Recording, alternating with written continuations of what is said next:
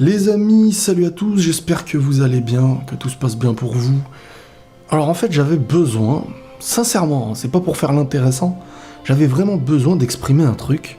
J'ai réfléchi avant, je me suis dit bon, j'en parle pas, j'avais déjà évoqué un petit peu ça dans le passé, et je me pose réellement une question, sincèrement, concernant le film Dragon Ball Super qui va sortir, Broly, par rapport à tout ce qu'il y a aujourd'hui sur internet, concernant le spoil en fait.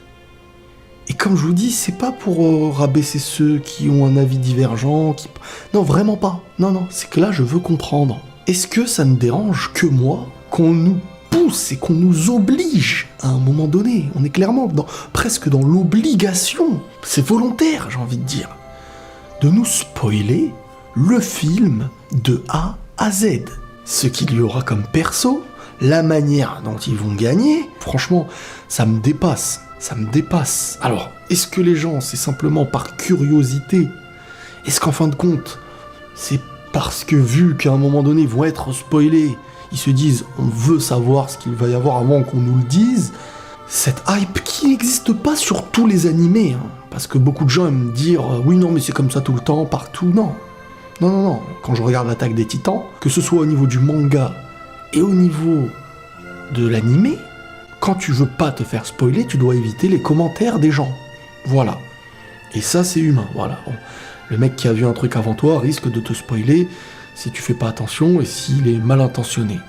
Mais un film qui va sortir au cinéma, quelque chose où tu vas payer pour voir le truc, quelque chose où il y a un scénario qui est censé t'amener à quelque chose, à te créer des surprises, à t'apporter un contre-pied à certains moments donnés, qu'on vient t'annoncer et te vendre, parce que c'est clairement commercial le truc.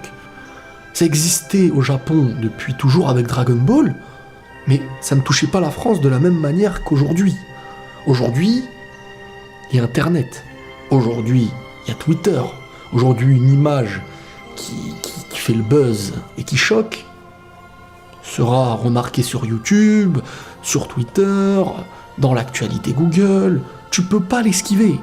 Que personne vienne me dire, Riles, si tu veux pas être spoilé, bah tu te renseignes pas, tu regardes pas. Non, c'est faux.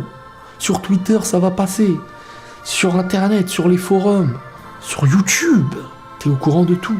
Je suis désolé, moi je peux comprendre que des gens aiment bien, là je viens pas imposer un avis, mais je n'arrive... Enfin, je peux comprendre que des gens aient un avis différent, mais je n'arrive pas à comprendre quelqu'un qui me dira « Je ne prends pas moins de plaisir quand je connais déjà ce qui va se passer ». C'est pas possible à mes yeux. C'est pas possible, c'est nuire à un plaisir que de découvrir. Tu ne pourras jamais être autant joyeux et dans la surprise que lorsque tu es face à un scénario qui a été écrit pour des personnes qui à la base ne sont pas au courant de tout ce qui va se passer. Sinon, à quoi sert de se battre si tu es au courant de comment la personne va gagner? Il n'y aura plus aucun suspense. Quand Goku avait fait le premier Genkidama sur Freezer, enfin le premier, le seul sur Freezer, si t'étais au courant à l'avance qu'il allait tenter ce Genkidama et que Freezer ne serait pas mort, l'impact de revoir Freezer vivant n'aurait aucun impact en fait et aucune surprise. Si tu étais au courant que Vegeta allait se sacrifier, Majin Vegeta contre Boo, et que Boo ne serait pas mort, à l'avance, tu n'aurais pas le même impact. Moi le spoil gratuit, lié surtout pour des délires de vendre des figurines et tout ça, franchement, ça me fatigue. Ça me fatigue, je vous dis la vérité. Ça me donne même plus, et même, j'ai envie de dire, moins envie d'aller voir le truc au cinéma. Je me dis, mais je vais attendre qu'il soit sur Internet, et si je suis au courant de tout, qu'est-ce que je vais faire là-bas ? C'est un bon petit moment entre amis, entre fans de Dragon Ball, bien sûr. Mais en soi, je gâche le plus gros suspense que je voulais, quoi. Et plus les semaines passent, et plus au moindre détail. Le film n'est pas sorti, mais dans les moindres détails, les gens connaissent ce qui va à peu près se passer. Moi, je n'arrive pas à comprendre. Franchement, c'est pas pour faire le mec. J'arrive pas à comprendre. Ceux que ça ne dérange pas, j'aimerais bien que vous m'expliquiez. Dans les commentaires, vous me dites, moi, ça me dérange pas, parce que bon...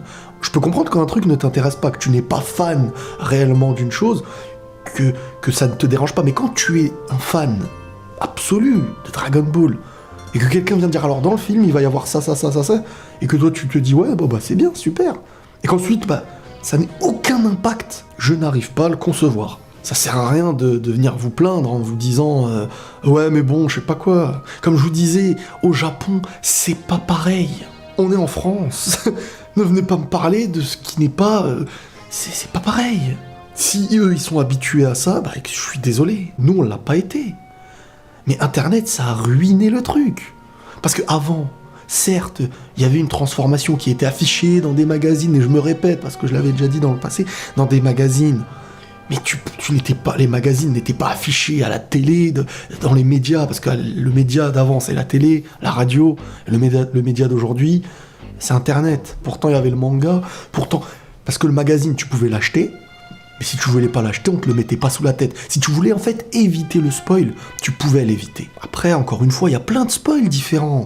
Il y a le petit spoil, celui où, comme je vous avais dit avec l'attaque des Titans, tu risques d'attendre 1 an pour l'animer, alors qu'il y a les scans, il y a les mangas, des pauses, il y a à peine 10 épisodes et il y a des pauses. Là, je peux comprendre qu'un mec a envie de lire le manga, et c'est pas un spoil en soi, parce que le manga, c'est lire une œuvre, hein. C'est pas à la base, c'est l'œuvre qu'on veut te présenter en premier même. C'est pas comme si je te disais, alors il va y avoir ça, voilà. T'es au courant, et tu ne découvres plus l'œuvre comme on veut te la présenter. Parce que ils sont marrants, moi je trouve un peu alors c'est pas les japonais, mais ceux qui sont chargés de... je sais pas comment on appelle ça, pour lancer les exclus, lancer les spoils dans le monde. Dragon Ball te crée un scénario avec des suspens à certains moments pour venir t'annoncer à l'avance que tout ce qu'il va y avoir, de quelle façon un tel va gagner, de telle façon un tel va... Qu'est-ce qu'il va y avoir? Voilà, je vais même pas rentrer dans les détails, ça va plus vous spoiler aussi qu'autre chose. Moi je trouve que ça gâche beaucoup de trucs, voilà.